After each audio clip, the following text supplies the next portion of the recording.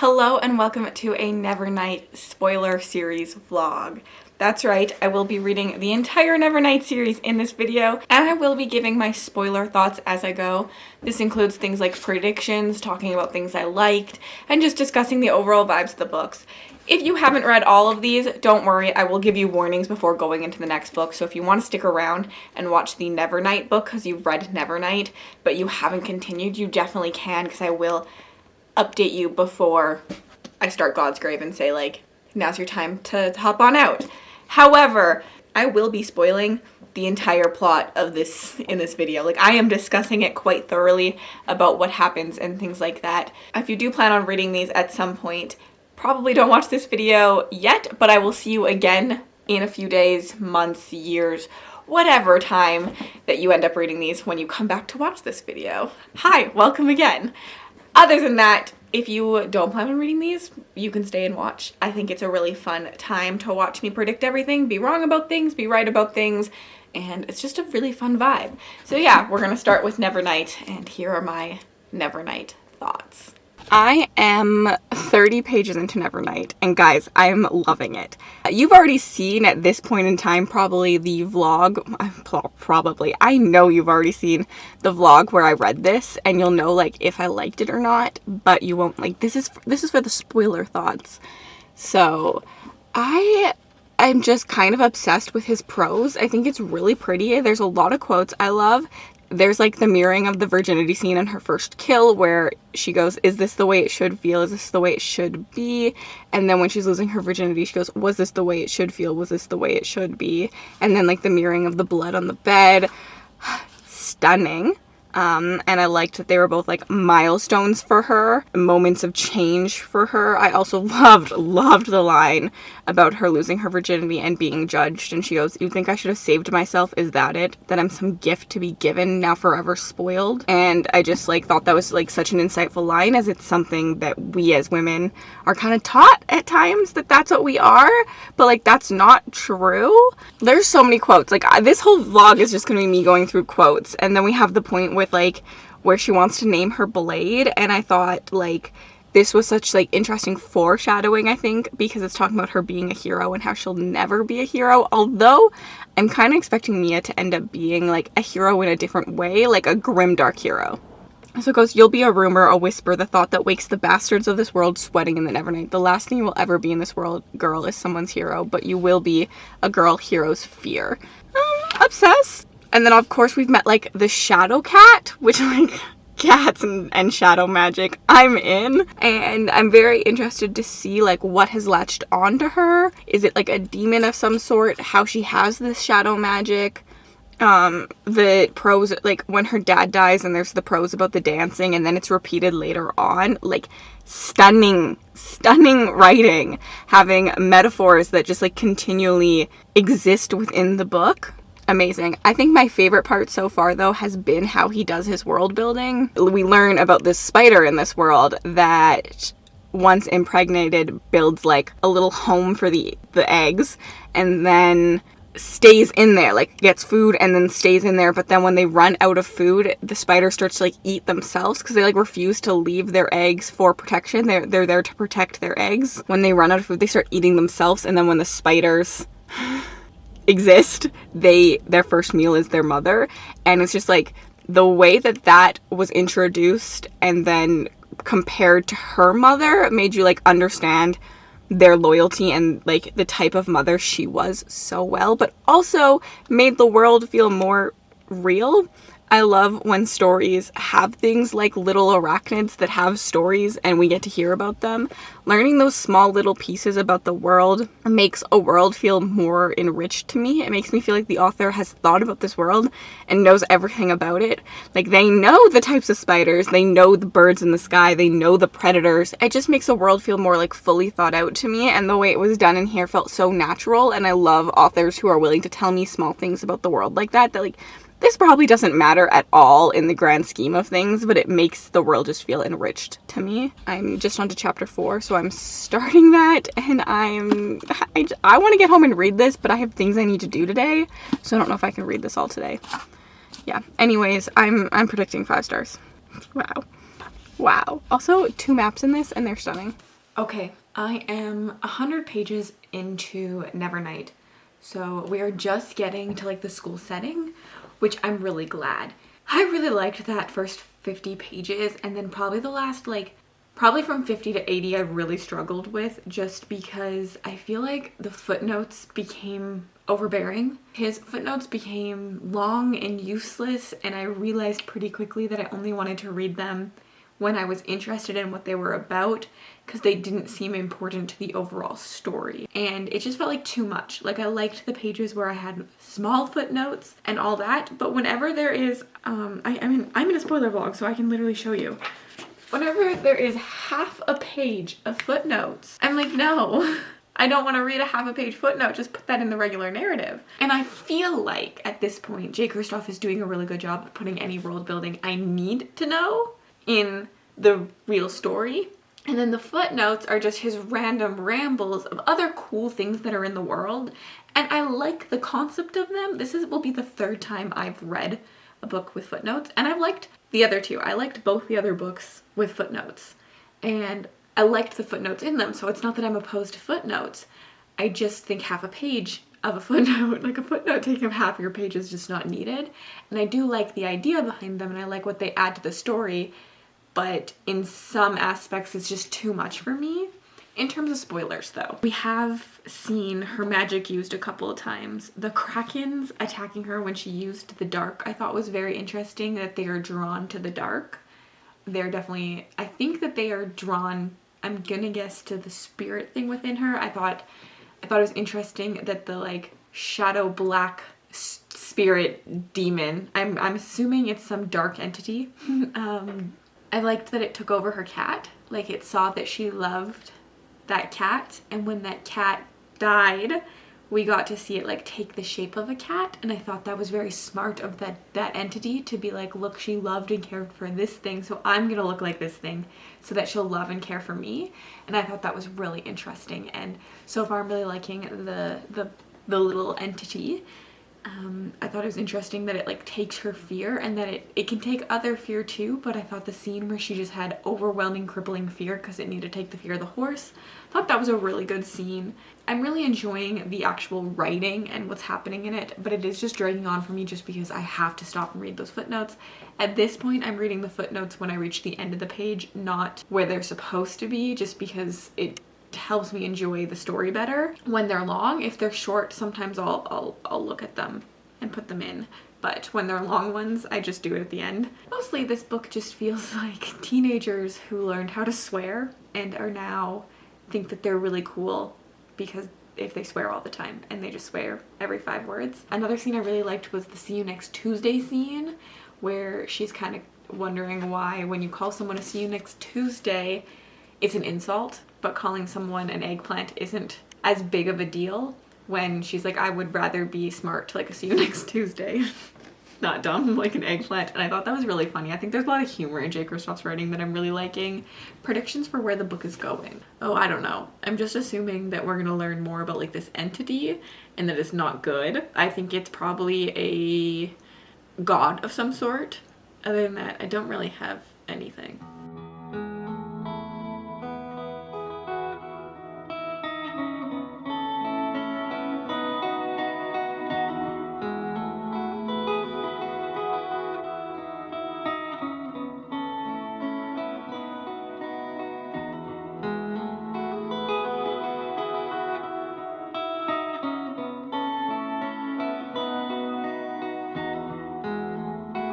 Okay, I'm on page 110, which I feel like I'm really bad doing spoiler vlogs just because I'm not fully predicting things, but I have like theories. It's been a long time since I last picked up this book because I went camping, I had smut den, and I forget what I already updated you with.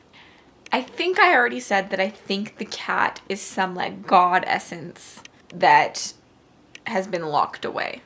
I think I said that, but I'm not sure. Since then, my tabbing has changed. Originally, I was just tabbing magic. I'm now tabbing the cat magic and other magic with different tabs.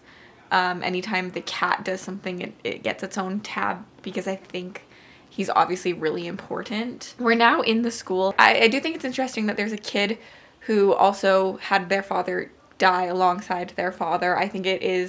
I love the narrative around that because I think it's going to open up a conversation of everyone needing someone to blame. And the fact that she is threatening Mia, you're seeing a different side of Mia's dad possibly getting people killed. And you're just seeing like literally like, you don't know the full story. Mia doesn't know the full story either. You know what you know about the person you love. And when someone murders them, when something bad happens to them, you pick someone and you blame them sometimes. And I do really like that narrative that's happening there. I really hope we get to see a lot more training with the magic, learn more about what Mia's magic is. I'm only 100 pages in, so I'm asking for a lot at this moment in time still. I liked the line, "A traitor's just a patriot on the wrong side of winning." I always love books that discuss that history is written by the victors, and I think that line really handles it really well, and I'm just really excited to keep reading this and see what exactly happens. Wait, what? He just took her arm? That's it? Hacked it off? What? What? This book is surprising me. Crisis averted. Thank the Lord. Her arm is back. If you know me, you know I don't really like healing magic just because I think it's often used as like a cop-out. Something bad happens and we just heal it right away and we don't have to deal with any of like the repercussions that happen from it.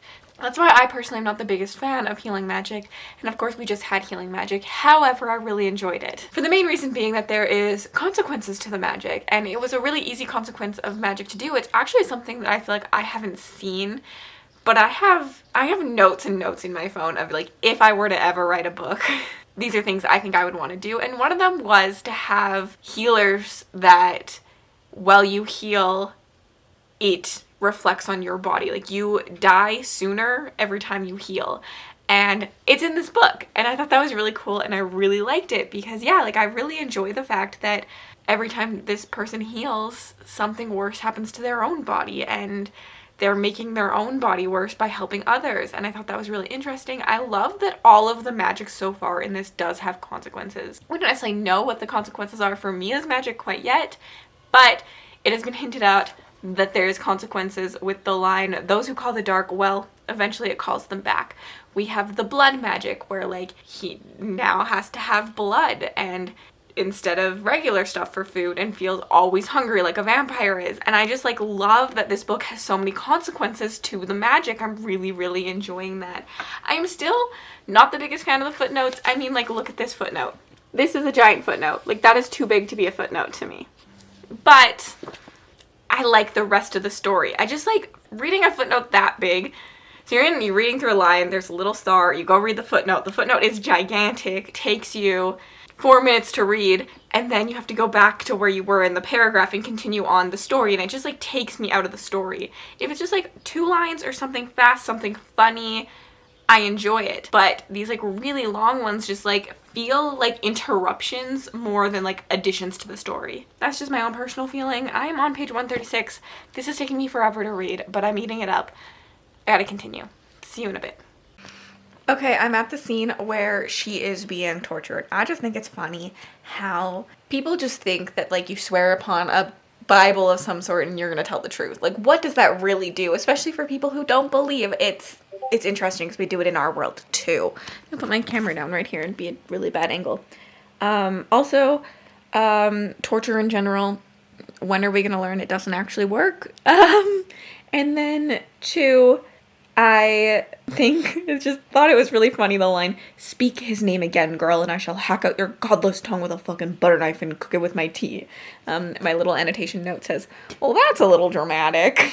Something's happening, and I'm glad something's happening because I felt like it was being a little bit slow for my own liking, and I wanted to speed up a little bit, so I'm glad we're doing something interesting again. "The wolf does not pity the lamb, the storm begs no forgiveness of the drowned." Chef's kiss. I love that. That is so pretty. So I'm on page 220 right now, and there have been some moments that I really liked. We had the torturing scene, and I really liked that, and I really liked that it was a test for loyalty. The line, like, I loved the prose, "A shard of glass can slice a man's throat, pierce his heart clean, open his wrist to the bone, pressed in the wrong place, glass will shatter, iron will not." I liked the discussion on how someone will always break. in this, because also loyalty above all else is not someplace something that you want to be. I know, like, personally, in my loyalty to my partner, if he was being tortured, I'd say, give me up. Like, I want you to live. Give me up. I don't want you to be in pain. And that is true loyalty to me, not death from all of that. But I just really loved how this chapter was done. I liked when she said, I don't know what I believe. I was hoping you could teach me. He goes, what to believe? And she goes, what I am. Are those not one and the same at times? Like, what you believe makes what you are. And she's just struggling really hard with her identity. And I think you see that in this book quite a bit, especially with her insecurities earlier on with the mirror and like what she looks like, which is just like written really well. Like, a woman's truest insecurity is often what we look like. And I feel like Jay Kristoff wrote that insecurity really well, but I think you're just really seeing Mia struggle with her identity. And then of course on the next page we have the moment that Mia's like, I do not feel bad that my mentor did not tell me about this test of loyalty, because iron or glass, they asked, she was neither, she was steel. And I think that was a turning point for Mia, knowing like she can do this. Like, I really love seeing these small moments of Mia understanding herself. Another time of that is when she goes and checks on the boy next door and like offers him her pity, and Mr. Kindly tries to talk her out of it, and she's like, no, I can't let this side of me, this side that's concerned, escape, because then I become the monster they want me to become, and I don't want to become that monster completely. And I think just seeing Mia grasp onto like little tendrils of herself is so fun and so cool, and I really like the way that that is written. However, this book is a little slow. It's a little slow for me. I think that it just passes things that I don't really care about. Like, I haven't really seen Mia grow at all. We've been 3 months into the school, and yes, I've seen like her character develop in those small moments, but like the school hasn't really taught her anything, and I wish I could see her progress throughout the school like a little bit more. I don't know if that makes sense. Like, that's what I feel like this is missing for me. Like, we're just like talking about people doing better, but I'm not really ever being shown them doing better. But I'm still enjoying it. There are some definitely like really good lines in this. Also, I forgot to say earlier that I don't think they ever say what like the captain guy, the like, I forget his name, but the guy with the bear, the shadow bear, I don't think they ever say what color his eyes are. And they keep talking about this person with blue eyes following her. And I think that it's supposed to be like make us think of Hush, but I'm wondering. I'm wondering.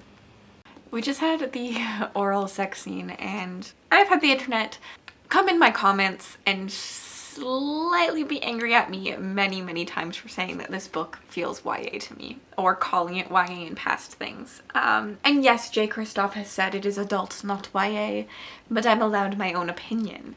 My personal opinion is that this sex scene is literally in here only so that he can say it's adult. Because this book feels YA. Older YA, for sure. But to me, feels the same as it is written just as well as Fireborn is by Rosaria Munde. It is written for that same audience, in my opinion. Neverborn has graphic sex scenes and is written by a man, and Fireborn does not have graphic sex scenes and is written by a woman, therefore YA adult. My personal opinion, you can think whatever you want. You can call it whatever you want. I personally just think this reads YA. It can be categorized as adult. I'm not saying that you have to categorize it a certain way. I'm just saying that's how I think about it. And this scene just felt so random to me. I get that it was about like Mia coming into the fact that yes, she can seduce people and there's power in that, but I feel like it could have been done without the graphicness of it. And often I just don't think that the graphic scene added anything extra to the story. I would have gotten the same story if it was fade to black. It's on the author, it's his choice whether he wants to do something fade to black or not. I personally think that it would have benefited more from fade to black. I just found that the scene felt out of character in ways, but if we could have faded to black, I would have been able to imagine it more as how I felt like Mia would react in that scenario, or how Trick would react to that scenario. And I just felt like the way they both reacted felt very unnatural to me.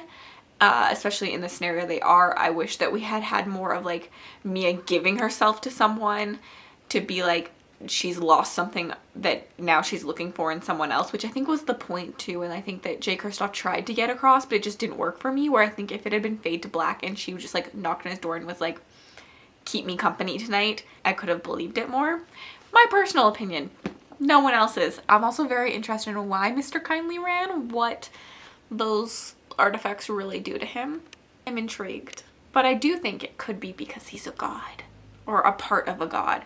And so the other god hates this god, so he actually hates the god. You know? I'm just wild speculation here.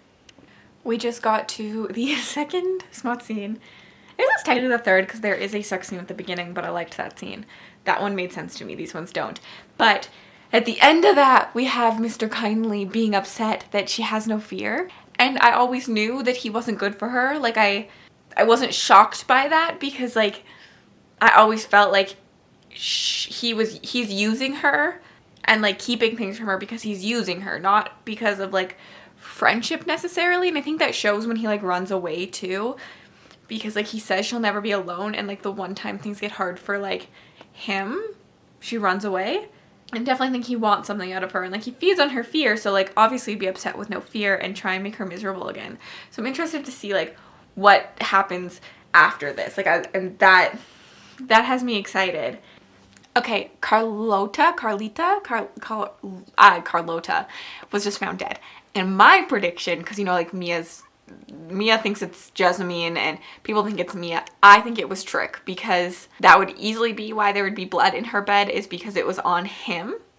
And then also, like, I do think that he's kind of loyal to Mia, so maybe he was trying to get rid of Mia's competition so that Mia would be safe. But another suspicion I have is actually Ash. I just feel like in life, one of their friends are not trustworthy in a situation like this, but my money's more on Trick doing something wrong than Ash. But I think if Trick did it, it was, like, out of loyalty. I don't know. I'm speculating. I think one of her friends did it. One of them is wrong. I also think whoever did it is going to win the secret competition. I don't know. That's my thoughts. I'm making random speculations at this point. Okay, so we got a note under the door from Trick, but it obviously wasn't from Trick. So my money's now on Ash betraying her. 100%. 100% it's Ash, right? It's Ash? I have a few things I need to say. This light, what is going on here? About Nevernight. I'm on page 370, so we just got to the point when the traitor has been shown to us. We have Ash's POV, and I knew it. I knew one of her friends was sus, and I knew it was gonna be whoever won the secret trial. I knew it. Their just friendship was too good to be true. Even though I liked it, she just seemed too helpful, too sus at times. But, like, also I thought it could have been Tricks. Like, I didn't fully know it was her 100%, but I knew it was one of them.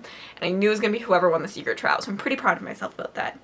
However, Mia not killing the innocent shocked me. I thought she was going to do it. I 100% thought she was going to do it. This sounds really bad, but the character I want her to be, I wanted her to do it. In order to be the Eskas, the Nonas, all of that, I feel like she had to do it. She didn't do it. I don't know how I feel about it. Torn. I'm torn because I want her to be a different character than I think she is, based on what I've been told about her character. She's actually very kind-hearted, she's very loyal, and she's not as vengeance-driven as I want her to be, if that makes sense. She's less morally gray than a character I typically like, I guess is the way I should say it. I still really like her, I'm still really fond of her. There's a lot red. The tabs that are red in here are just, like, Mia moments, character development moments I liked with her, things like that. But yeah, I'm happy I was right about Ash, kind of. Like, I was about to end this book and was like, the way it was going, I was like, if I wasn't right about her friends being a traitor, like, I plotted this better than Jay Kristoff. But turns out he plotted it just as I would have, and I loved it. I still have a little bit to read, so let's see that go down. I finished it, and I have so many thoughts. One is that every single prediction I made for this book was pretty much wrong, other than the one about one of her friends betraying her. Apparently I suck. And I have no idea, personally, where this story is going from here on. One thing I should say is that I did assume her brother was alive, and I should have said that earlier in the vlog, but I didn't. From watching horror movies, I've just been trained that, like, if you never see a body, don't trust that they're dead. And so when she goes into the prison setting, her mom is there, and her mom's rambling about her son. I just assumed he wasn't actually dead because we don't see him, you know? It just felt like a plot twist that would happen, that he would still be alive, so I did see that one coming. But I didn't tell you, so no one's gonna believe me. Other than that, the ending, I'm happy that we see her get initiated. Again, I'm still not happy about how it happens, as I think she becomes just less morally gray than I want her to be. I love the epilogue, like one of the only epilogues I feel like I've ever loved so much. I love the epilogue of her getting Trick's revenge for him, killing his father. I thought that was really sweet. Shows Mia's character. Like, I don't find Mia to be that morally gray of a character. Something's fucked up in my head. Like, just compared to other characters, she is not as morally gray. I know she's still going around killing people, so she is, but just, like, not as dark as I want her to be. But yeah, I thought that was really sweet with, like, the Trick moment and her doing that for him. Predictions, obviously, her brother works for the church, so we are going to see a reunion of some sort, I think, happen at one point where they're going to be on opposite ends. Will Mia find out that her dad was really a traitor, or will Mia be on the right side and her dad wasn't a traitor? You know, all that stuff. What else am I expecting? Oh, the other things that I have thoughts on is this book does a thing where it kills off all the characters. And I'm not sure how I feel about that. One, I think it does leave room for some of the characters that I'm really interested in to have moments, such as Jessamine. I think that she is a really interesting character. However, having so many of our characters that we fall in love with during this die makes it hard for me to want to, like, jump into book 2 right away. Like, I'm just gonna have to reattach myself to all these characters. But at the same time, we still have Mr. Kindly, and I absolutely love Mr. Kindly. I'm unsure how I'm going to feel about the bear joining them. I think that the humor between the bear and Mr. Kindly could be funny, but could also take over too much and just be overused, because, like, we see it in the end, how they are, like, kind of funny and humorous together. What else are my other thoughts? I don't really know. Do I have other thoughts? I really wish we had seen Mia grow more in this book as terms of, like, skill-wise. I think the way it's written, we don't actually get to see her get better. She just does get better, but we don't actually get to see it, and I wish we'd gotten to see it a little bit more, especially with that school academy. I think it would have been easy to do, but because of her secrets, she was trying to, like, hide the fact that she was getting better. I'm a little scared to be outside of the Nevernight setting, outside of the school assassin setting. I guess I should talk about what the, like, last reveal of the magic, I think, means. Mostly, I just think that Mia is doing what that person does. But she technically, I feel like, ate the bear up. Like, the bear is now 1 with her, so she has 2. And it says, like, 1 becomes 2 and 2 becomes 3. I think she's going to continue to find people that have that magic and slowly suck up their shadows.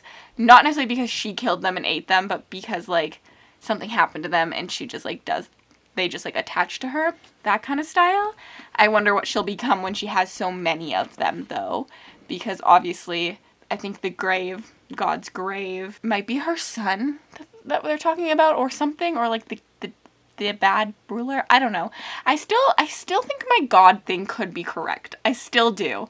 Other than that, yeah, this book did get a 4-star from me. It's not a 5-star read. I had issues with it kind of being a little bit slow. Also had a lot of issues with the footnotes and how useless I think a lot of them were, and how they weren't done in a way that enhanced my experience but took away from it instead. And, like, I have loved footnotes before. I loved them in The Rune Kings. I even enjoyed them in Small Miracles. But in this one, I just, like, felt like they got too long and they were too just, like, word vomit about the world. But that could have just been implemented into the actual story narrative a little bit better. Other than that, though, I do really like them. I will be continuing. So, obviously for this video, you will be seeing book 2 as well. So, I'll see you when I start that one. Okay, if you have only read Nevernight, and you have not yet read Godsgrave, here's your time to stop, hop out. We will be starting Godsgrave, and I will be discussing all the spoilers for Godsgrave. So, here's your second to hop out, if you're deciding to hop out. Okay, I have made some minor progress in this. I've got into page 81. The tabs are starting to come. I definitely, as we keep reading, think that my theory about the Darkin is right. Like, I definitely think that. We also have the scene where she's learning about, like, there's, like, a map of the world, but we're missing, like, Godsgrave, and instead there's an island with an X there. That is definitely, like, a treasure map style X, like, something important's happening there. Probably the last remaining piece she'll need to, like, put together the sun, I'm guessing.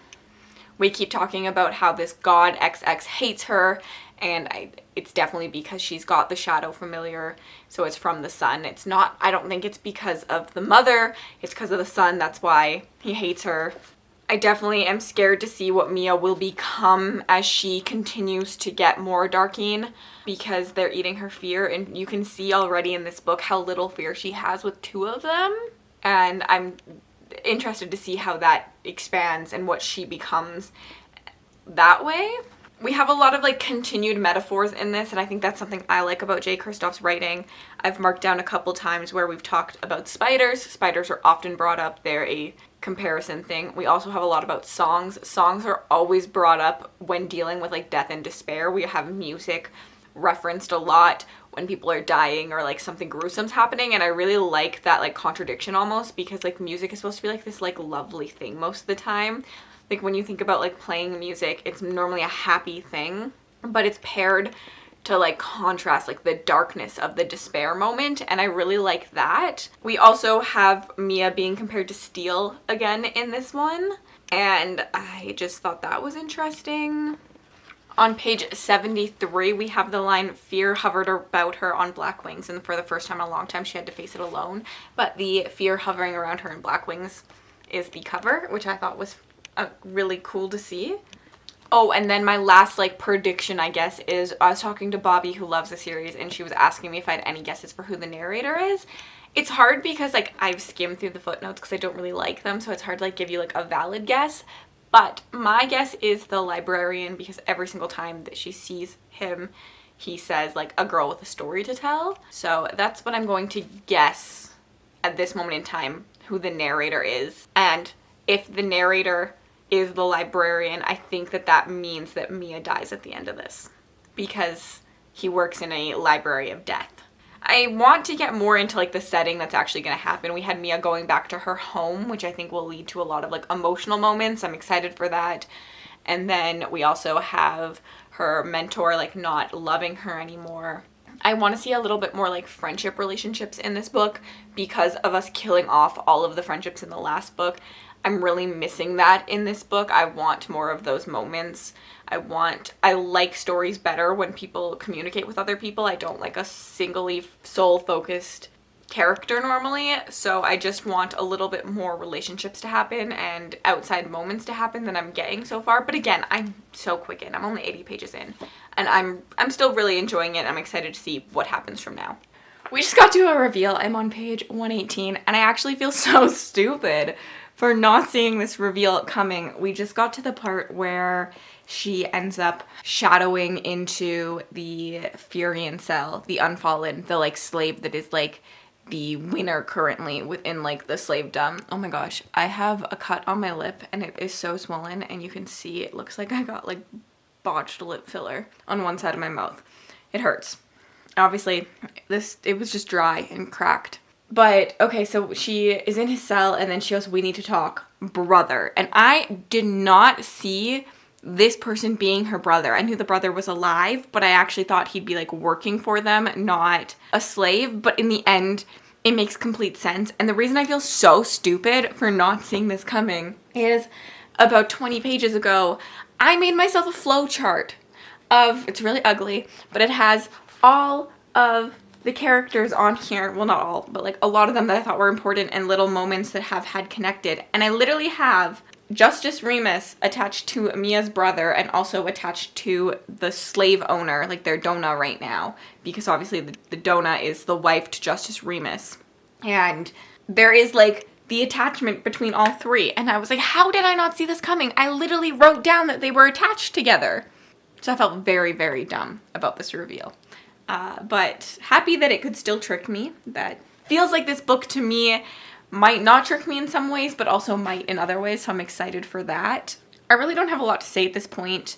Mostly I just think that Mr. Kindly knows a little bit more about the magic. I also wonder if there is like a space in between, because often when she travels, sometimes it goes and stepped across the hollow space between. I wonder if that matters, if there's going to be like a place that she travels through that matters. Unsure yet, but yeah. Other than that, don't really have a lot. I do love that we have Ash back and we had a moment with Ash. I really like Ash. Ash is the morally gray character I expected Mia to be honest. I love how real the Ash and Mia moments feel. Like, you can tell their friendship was real. You can tell Ash actually cared about Mia, but that Ash isn't willing to let that affect her vengeance and her revenge. And that's the kind of character I really like. And I think that it makes the betrayal hit so much harder because Ash cared for Mia and Mia cared for Ash. It hurts. It definitely hurts harder. So I definitely am liking that. Otherwise, it is kind of annoying me how often Kristoff talks about how people look. Like, he is very much a author who likes to talk about how everyone looks. It's not necessarily women, it's normally the men that he talks about, which is interesting. And I'm like, do you just think that women think all the time about how hot someone is? Because I don't. Like, my first thought when I look at someone is not, they're hot, they're not hot, they're like whatever. My first thought is, let's get to know them. But he definitely discusses that quite a bit. But other than that, I am still really liking it. I want it to get a little bit more interesting. It feels kind of like a repeat of the first one at this point, but the brother thing is pretty cool. I'm excited to read more about that. You're gonna hear my fan. Okay, I'm like a page later and we just killed off Jessamine, and I just like, I'm not a fan of this. I like when my books are willing to kill off characters, but if you kill off every single character in a book, one, I know you're not killing off Mia. Well, you might kill her at the end, but not till the end. But like, you kill off every single character in a book that anyone can ever care about, no one cares about the characters. So I'm struggling a little bit with that. Like, I don't want a book just about Mia, and I think that's what I'm getting, and I want more friendships and moments around Mia. I'm not a loner. So I'm kind of unhappy about that. Oh, the fan. Apparently, I overanalyzed that scene. And she just meant brother as in, like, I think the Darkeen, because the next scene, she's with him, she's talking about how hot he is. And I don't think you talk about your brother that way. I'm kind of sad, though, because I think my thinking was better, and I kind of hope that there's a reveal at some point that is her brother. Because that was great. That was a great reveal for me. But I made it up. Also, yeah. I also am predicting, because I'm at the scene where Ash is kind of like telling Mia about the stuff, why she's doing this, what Mia doesn't know about the Red Church. And she's like, I have proof. I have proof of what they did to your father. And from there, I think it's really, like, it was always clear to me that the Red Church was bad. That they're not telling Mia all the things. They're a church of assassins. Like, they have no morals, all of that. I think that, of course, the guy Mia wants to kill pays them. Like, it just, of course, she's been dumb and she's been blind, willingly blind to everything.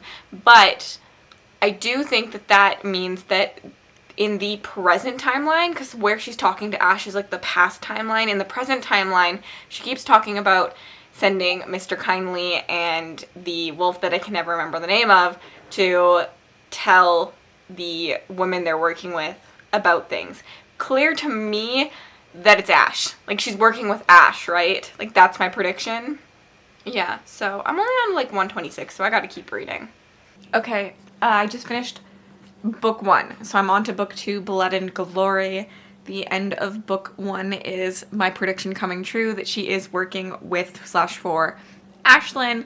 Unsurprised, because in the last 30 pages, like, from whenever I guessed that until now, it's really just like solidified that guess, and I don't think it was surprising at all when her name was revealed. I think they made it pretty clear that Mia was turning to like Ashlyn's side in some way because Mia's revenge matters to her. Other than that, I don't really have a lot to say. We just found out, again, we solidified the thoughts about the Red Church having something to do with her parents' murder. We know now that Skeva is the one hiring Mia, so the Red Church, even though knowing her vengeance against Skeva, is letting Skeva hire her to do their dirty deeds. I think you're kind of learning more about who the Red Church really is as a company, and they're not one that cares about people's feelings, which, like, unsurprised by that at all. I already knew that, but I think Mia is going to start to come to terms with that.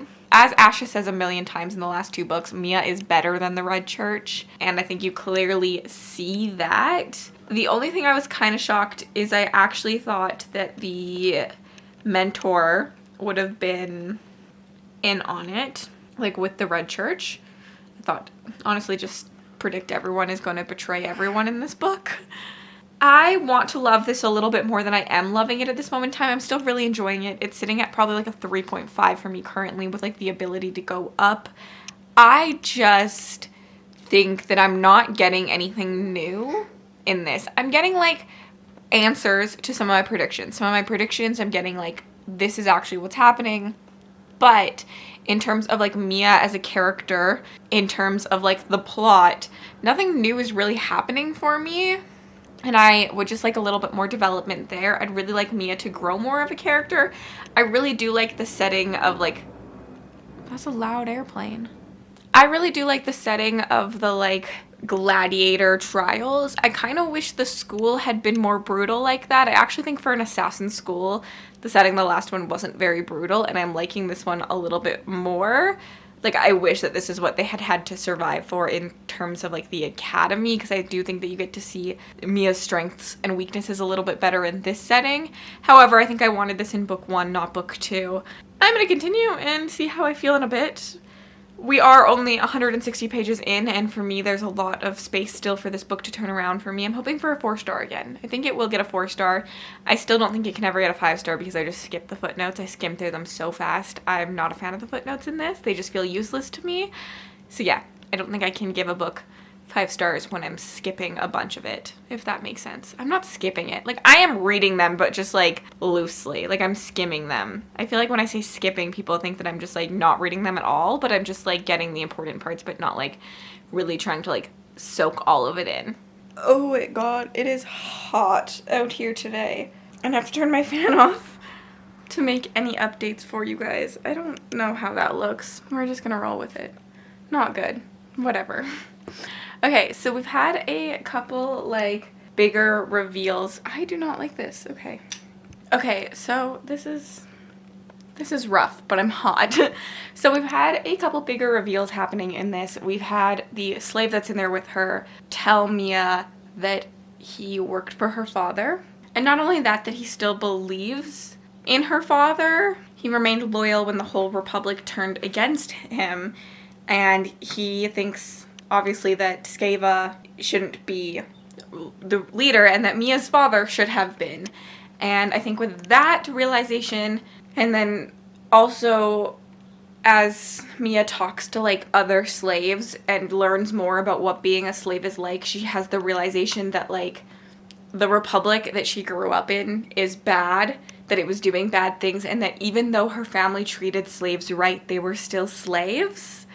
And that she was a part of this whole, like, bad thing, and, like, she's kind of having a deeper understanding of what that really meant. Obviously, when she was younger, she was young, she was naive, and now that she gets to, like, see some of this, she's kind of seeing the problems with it, and is getting rid of some of that naivety. Now I'm just wondering if the plot of this is going to be Mia having people loyal to her in that way. Like, you definitely do see it as the book goes on. It's really easy to be loyal to Mia. She is a character that, like, is really easy to, like, gravitate towards. She's kind, she's caring, she's loyal. Like, she's not this, like, grimdark character that I thought she was going to be. You notice a lot of characters gravitate towards her. They look for her leadership. They look for her friendship. A lot of people want to sleep with her. Pretty much everyone. I feel like this fits into, like, some YA tropes of, like, people coupling up and, like, pretty much everyone coupling up. But most of the time they want to couple up with Mia. So it's not far-fetched for me to think that Mia will continue what her father set out to do. And that she's going to learn that more people are still loyal to her father than she thought there was. But obviously she was so young that she, like, didn't even think about that type of situation. She was just worried about her own survival and her revenge. So I'd be interested to see if, like, that's the case. I do like this conversation on slaves and slavery and how bad it is, and how, like, even though you are one of the people, like, treating slaves fairly, you're not better in some ways. Like, obviously, like, you are still better than the people treating them like crap, but you're still a part of the wrong system. You're still a terrible person for having slaves. Like, you are still helping a system that is bad for people. And I think that that is a conversation, because people who are nicer to their slaves think that they're better, but like, you're not really. So I think I'm really enjoying like that discussion on it. And I think that's deeper than I predicted this book to go, or like Jay Kristoff in general. Look at him.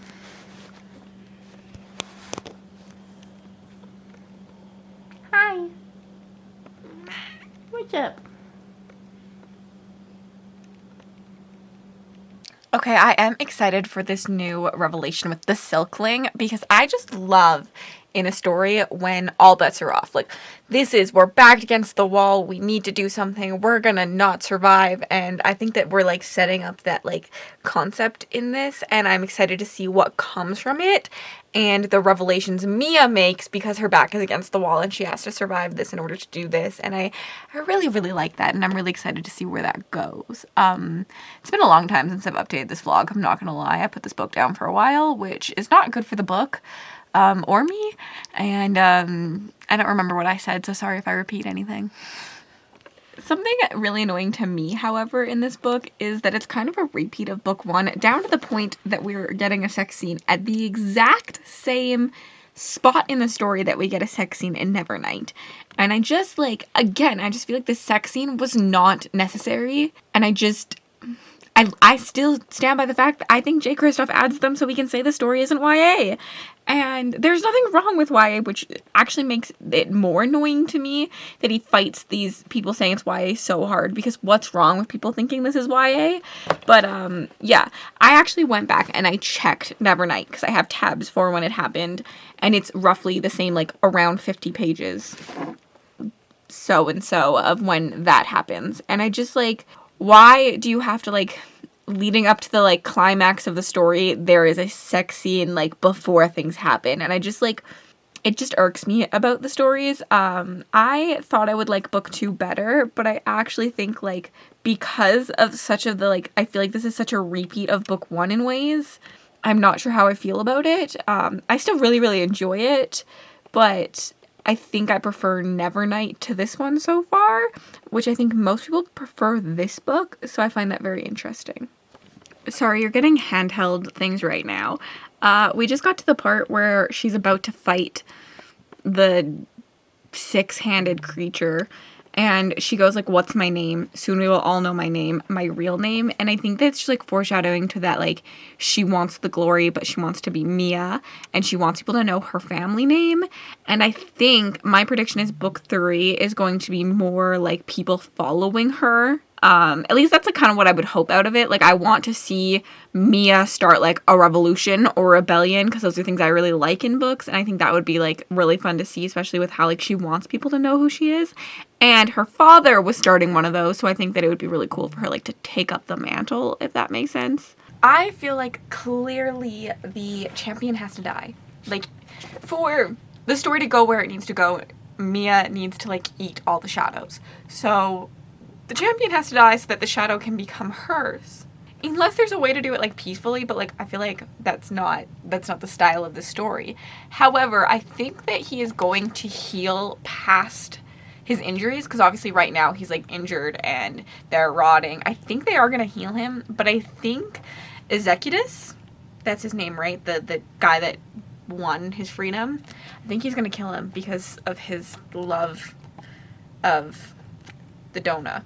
You know, that's what I'm predicting currently. Mia did this. She poisoned them. That's why it was so upsetting, and those words came back to her again and again and again. And when she's like, you take the whole person with you, because she killed her. She didn't mean to kill her. I think she wanted to set Executus up, and she didn't mean to kill the people, but damn, that's a heartless Mia. I hope I'm wrong about that, because that's heartless, but like, I also love that. I love that so much. I'm shameless. Interesting revelation about her father. I did not see that one coming. Well, that's not true. I saw that he wasn't going to be what... I said it earlier in this video that I thought that we were going to see like a different side to him, because Mia is obviously glorifying her father and doesn't remember everything, but I didn't see the gay rep. And I did like that addition.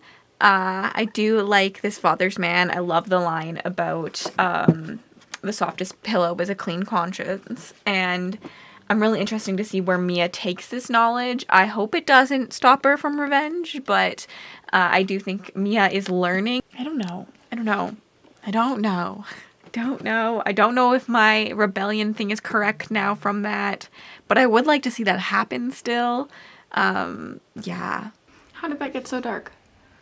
Hello. What is going on with my hair? Hello. I finished Godsgrave, so I guess I should update you. And I'm in the mood for a beer, so we're to crack a cold one together. And then you gotta do the whole, like, it's a cerveza, so you gotta do the lime. I suck at this. And then my hand's too small for my thumb, so bloop, till it's at the top. Ooh. I'm not gonna say what I was gonna say. Delicious. Chef's kiss. Now that can go down so we can talk about the book. My final thoughts on this are, and this bookmark is in here but can be removed. My final thoughts on this book are a little bit confuzzled. This book ended up getting a 3-star for me. Again, I was skipping footnotes and I just like automatic lower of a star for skipping footnotes in my opinion. If I'm skipping half the things you're writing, not good enough for me personally.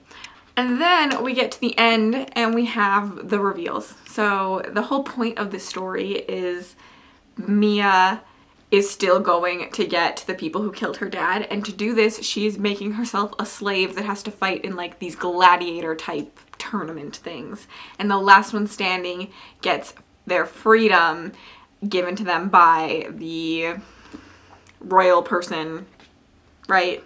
I like that I'm telling you what this book is about as if you're not in a spoiler vlog.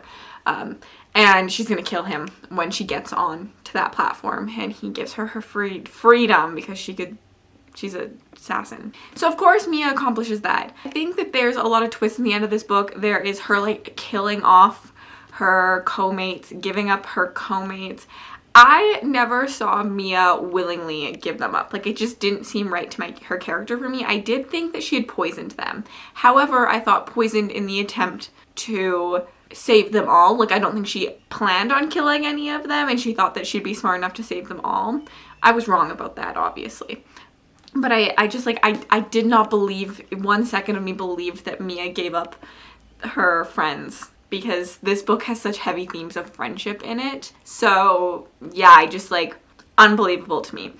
Then we get to the ending and she kills him. And I'm like, okay, cool. We can finally move on from this petty little revenge thing, because I'm getting bored of it. Because this entire book was not necessary in my opinion. Like, we do have some developments, we learn some things, but they're 400 pages of pretty much the exact same situation, the exact same lessons that Mia learned in the first book, in my opinion.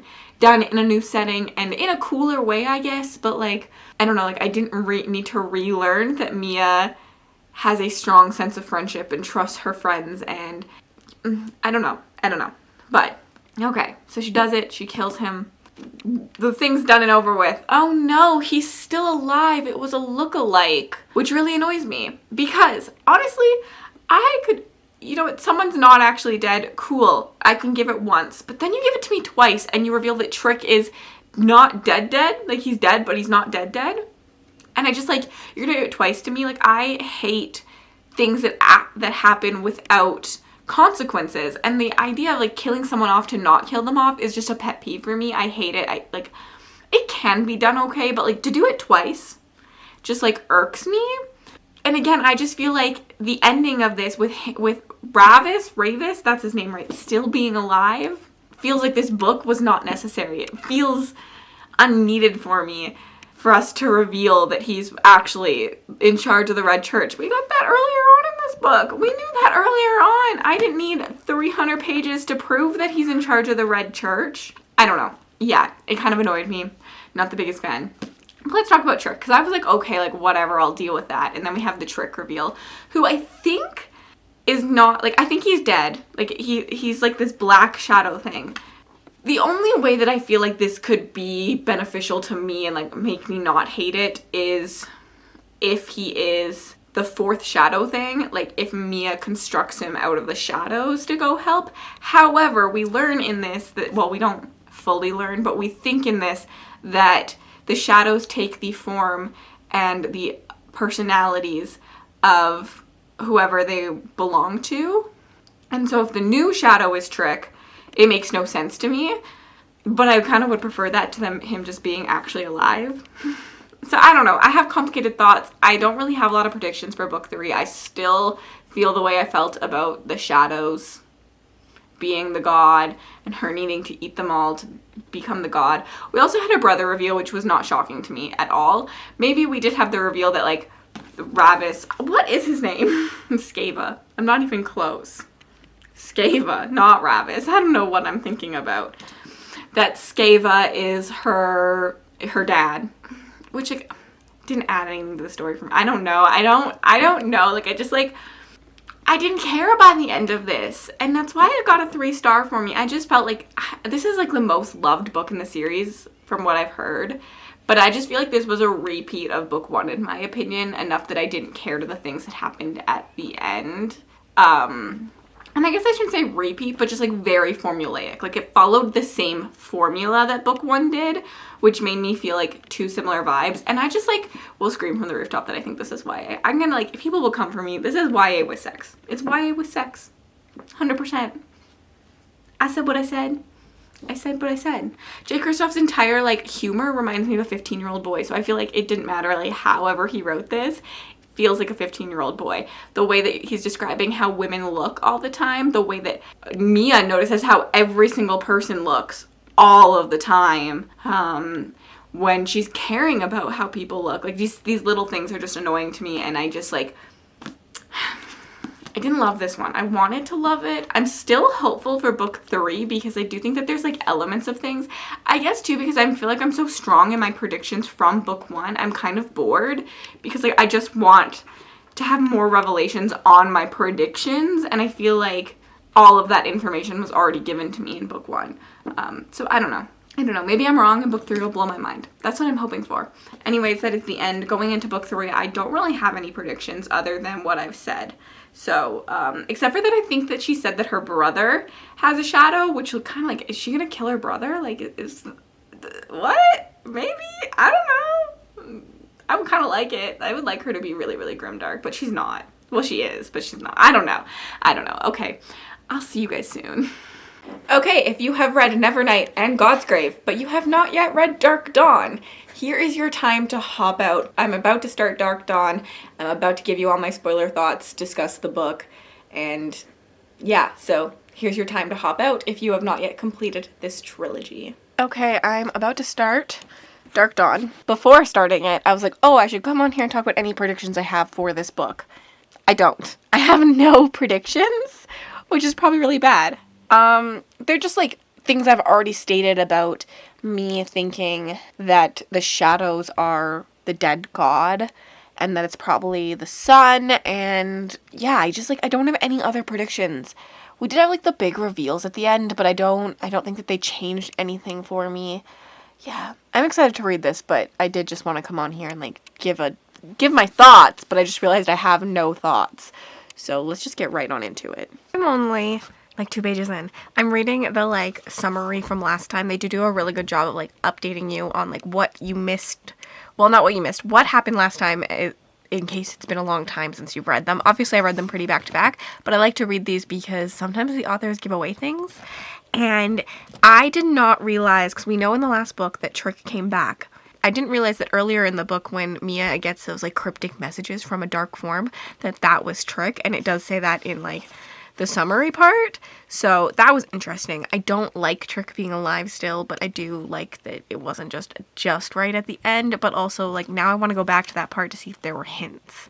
Okay, I'm at the point where Solus and her are fighting, and she keeps wondering how Solus saw her. What I'm thinking is, back in the, like, recap, we talk about AA's 3 eyes. There's, like, the Watcher, the Seer, and something else.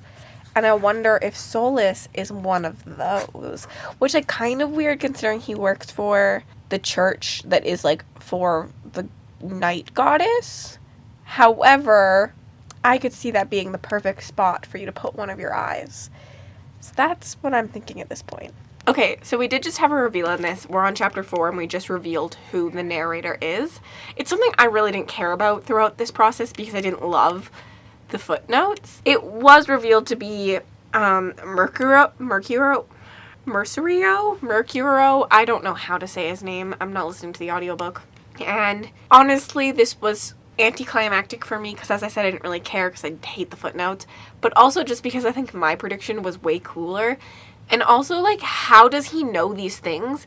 So, like, with my prediction, I felt like it made sense for, like, this dead librarian to be able to know these things about what happened. But, like, how did you know these things? I don't know. I'm unsure how I felt about that, but also I just, like, don't really care. The other thing I will say is we've had a couple hints throughout this story about her death. In the recap, we say we've seen her birth, her life, now all that's left is her death. And then a couple pages ago, we had another hint about, would you rather have books written about you or live long enough to read books about other gentle friends? We seldom get to do both, and I think that's another hint at her death. We've had a few hints at her death. However, I'm scared there's going to be a cop-out. It's not hard to see considering we've had so many cop-outs already in this series. We've had people die but not die a couple of times. One of the ways I do think that we could have a cop-out, which would be kind of interesting, is if Mia comes back as the librarian, because we know it's a library of death and things that belong there are things that are dead, essentially, including that librarian. So I think that would be the coolest way to bring her back. But I do have a feeling that she's going to die but not die. And I don't like that. Anyways, other than that, I have not a lot to say. I'm still sick, so I don't want to talk that long. Okay, chapter 5, I'm using Mel's bookmark for Battleathon. I love it. Was a big reveal chapter. A lot of things happened. However, I've known these things for so long that they don't even feel like reveals. I think for me, the series almost needed to be a duology. Like, I didn't really feel like I learned anything new in book 2. All of my predictions did pretty much just come true. Interesting that they came true so early on in this book. I was expecting them to come true later. So one, we just learned that yes, in fact, her as the Darkeen and Mr. Kindly and all that are all bits of the god and goddess's son, whose name I don't really know how to say. I keep saying it wrong. I keep saying anus, but I think it's like Anais Fury, but I keep saying anus in my head. We did learn that those are all parts of this son, and that he is literally sitting in Godsgrave. Like, Godsgrave is the god's grave. I mean, come on, like, that was self-explanatory. Like, once I knew that Nevernight literally meant never night, I took these pretty on the nose. A very long explanation about that and how Mia has to kill others in order to, like, get all of the shards of the god, all the little pieces of the god to bring the god back. However, her brother is one of those, so I'm not quite sure how that's gonna happen. But yeah, those were just everything I had predicted. Most of those I had predicted in book 1, so, like, I mean, I feel pretty smart right now, but it also makes me feel like book 2 was useless. But I'm going to get back to reading, because I'm excited to see where this goes from now, because I was expecting that to be, like, the gigantic reveal at the end, and I'm glad it wasn't, because it was obvious at this point. Something I really hate about, like, third book / finales is the, like, what if moments, and there need to have these moments where two characters are just experiencing life together, and they're, like, dreaming of a life together, and they're like, what if we went off and we lived happily ever after? What if we didn't do this? What if? And, like, I kind of get it because it is, like, human nature to have those moments. And, like, I've had those moments with, like, my significant other, and I'm not even, like, rushing to my death. But, like, also, I find them so boring. Rarely do they work for me, and I'm just like, let's get to the action. And so at this point, I'm at that point, and I just, like, don't care. But also, we're seeing Mia make her army, which is something I said I wanted to have, like, a revolution in book 2, and so I'm excited that we're seeing her, like, little army come together, because I think that she can be a great leader, just like her father. There's a lot of just, like, chit-chatting and found family moments in this that I just, like, don't really care about, but other people probably do. We have a lot of just, like, sitting around telling a joke or a story. Like, they talk about the first time they have sex, and then they talk about their first beer, and they're, like, sharing stories at times that are just, like, filling the pages of this book, and they just feel so filler to me, and I just want to get back to the plot. I truly do. I really liked the writing in the first book, but it's not working for me as the series continues as much. Okay, like, we have this scene where she's about to fight to the death, and he strips off his shirt. A very manly thing to do, you know, strip off your shirt to fight. But she strips off her shirt, too, and we literally mention that she's naked underneath and everyone's staring at her tits. And it just, like, this is written by a, like, 12-year-old boy, in my opinion. Like, it just... I hate this writing so much sometimes. And sometimes I love it, and I'm just struggling with it, because there's so much, like, depth to some of the quotes, and then we're talking about women naked, and it's just like, stop! Stop! Stop. Oh, I'm tired. I will say that I do love the way that Jay Kristoff plays with, like, formats in his stories. Like, these, like, full pages of just these full pages for, like, stepping in and out of things, and the way it's formatted makes my heart happy, and I do like that he uses, like, the formatting to also convey his story, and I think that is, like, the sign of an artist in that sense. So I do really like that. At this moment, they're leaving the ship, after the Leviathans have attacked it. Really excited because I didn't like all of that stuff, and a lot of it felt very useless to me. But excited for the story just to continue on from here. Okay, I can admit I've given this book a lot of crap in this video. However, the good parts are so good, and it just, like, frustrates me so much. I just read the scene with Jonan and his father and the serpent and the wolf, and, like, the fact that he lets the wolf die, and he's just a 9-year-old boy just listening to his father, like, that hits so good. Like, that hit me so hard. I loved that scene. Chef's kiss. Good job, Kristoff. I'll give you an A+ for that one. Okay, so we've confirmed that Mia has to die. We've confirmed it on page 350. She has to die to bring back the sun. And I just know, I feel it in my bones that there's going to be a cop-out and she's gonna not be dead. And I just, like, I'm gonna be so frustrated if that happens. I hate when a book sets up this, like, big ending, this big death, and then I don't get it. It's like, it's literally anticlimactic.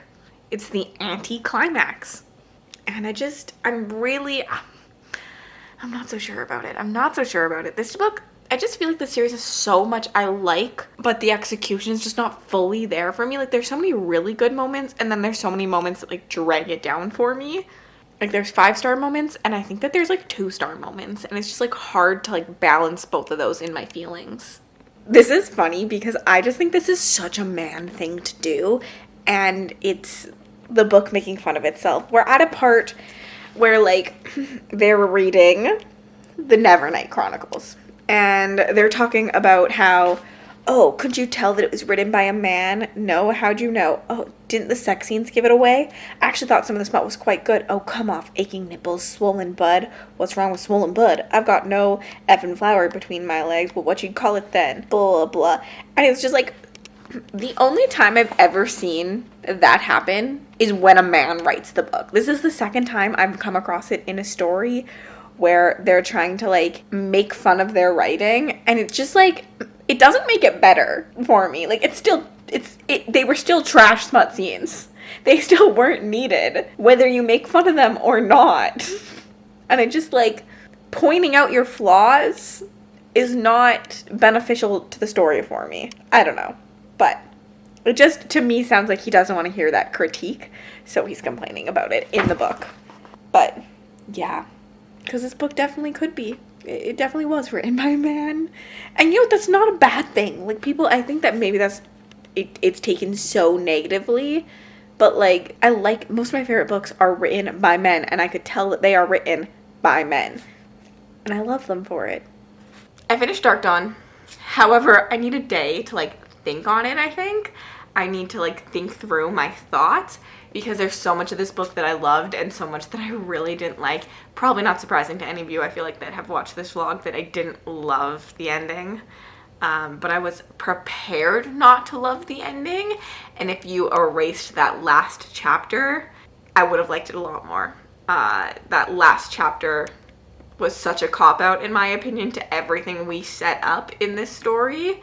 I need some time to think about my overall thought, but I'm leaning towards a 3-star, and I think overall the series is probably a high 3 for me, is what I'm thinking. But I will come back to you in a day with like actual figured out thoughts and discuss some of the major points in this, because I did kind of speed through the ending and had not a lot to say on it, because I just feel like the story went exactly how I expected it to go, with not a lot of like twists and turns on the way. And I think I wanted the scope of the story to be bigger than it is, but that's kind of a me thing, not a book thing. But I think I wanted this story in more of like an epic. Like I wanted more POVs almost. Like we did get more POVs in this one, but like also was very limited by the way it was told.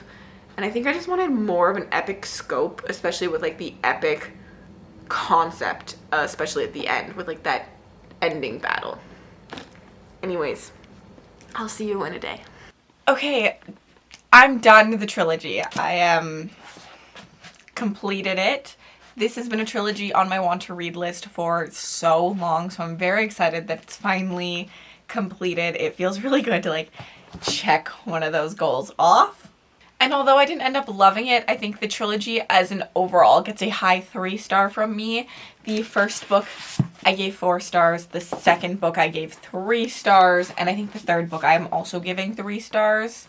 I just think that at the end of the day, this series was a little too on the nose for me. I personally predicted so many things within the first 100 pages of Nevernight that did come true. And although I'm excited to predict things and I'm excited when I'm right, there is like a balance that I want of things being like not as easily predictable. And I just think that, I mean, Godsgrave is the Godsgrave. Like, it doesn't get more like, and it just like, for me, I think I wanted it to be a little bit more epic in scope than it ended up being. It ended up really just being about Mia and Mia's revenge. And I wanted it to grow past Mia's revenge. And I guess you could say, like, at the very end, it's kind of does, but it doesn't. Like, it never really does. And I think I wanted more character growth to happen, although Mia does go through a decent amount of character growth. Just not enough. I feel like her, like, core values never actually change because, like, we see her be loyal, and I just, like, I don't know, I just wanted a little bit more nuance, I think, to a lot of things that happen in this story. It's really hard to explain because, like, there are so many amazing moments in the story. Like, there are so many 5-star moments for me within this story, and then there's a lot of, like, not so great moments. I also think that the narrator, like, everyone told me I could skip the footnotes, and although, like, yes, you could, the narrator becomes a huge part of the story in book 3, and I think because I had no care in the world about the narrator, that also made book 3 go down, because a lot of it is about the fact that there is this narrator and who the narrator is and the books themselves existing and mattering to the story. But because I really didn't care, and I wish that the narrator wasn't even there, I think I struggled to connect within this final story with the plot that happened because it was such an element of the rest of the books that I didn't care about. And I was like, oh, now I'm supposed to care about them. Which is like my own problem, my own fault, because like I just really didn't like the footnotes in the end. I also just like, I don't know, like Jay Kristoff's writing does vibe with me, but also doesn't vibe with me all at once. I love his like heavy metaphors. I love a lot of the things that he does. I love that he's pulling metaphors from like book 1 into book 3. Like we saw more about like spiders and stuff. Like he does like follow his train of thought quite well. But I hate how he describes how everyone looks. I hate the sex scenes. I hate like some of the humor in this just really didn't work for me. It reminded me of a 12-year-old boy.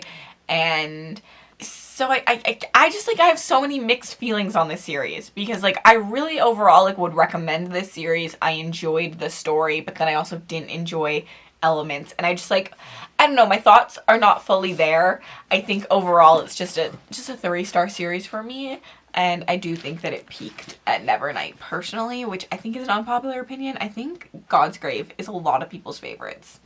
Anyways, thanks for following along. Let me know if you liked this, if you'd be interested in more spoiler series vlogs, if you were impressed with how much I guessed, because I think I too was impressed with how much I guessed. I don't normally guess that much right, but I am a pretty good guesser, I think. Yeah, if you have any questions of things I didn't answer, let me know. I don't know. I don't know what I'm saying. I've forgotten how to vlog.